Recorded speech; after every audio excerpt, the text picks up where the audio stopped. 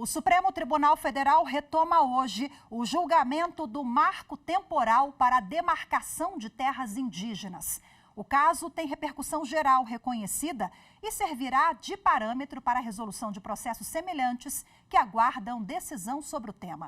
A reportagem é de Marta Ferreira. A tese do marco temporal estipula que apenas as terras originárias ocupadas até a promulgação da Constituição, no dia 5 de outubro de 1988, deverão ser demarcadas, ou seja, áreas sem ocupação indígena até o período estipulado ou ocupadas por outros grupos não podem ser demarcadas. Na prática, a discussão é para saber se os povos indígenas têm direito a determinadas terras pela tradicionalidade.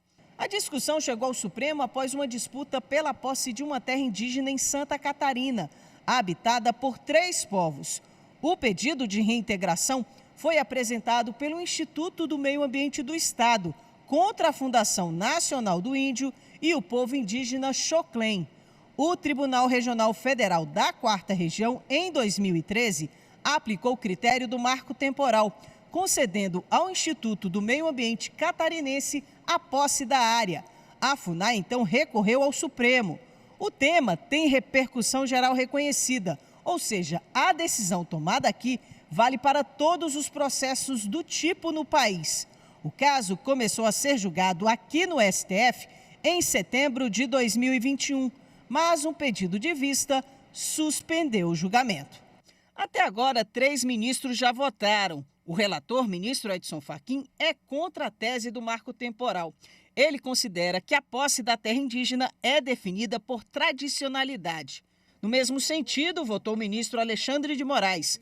A divergência foi aberta pelo ministro Nunes Marques. Ele afirmou que a decisão do STF, no julgamento do caso da terra indígena Raposa Serra do Sol, em que foi adotado o marco temporal, é a solução que melhor concilia os interesses do país e o dos indígenas.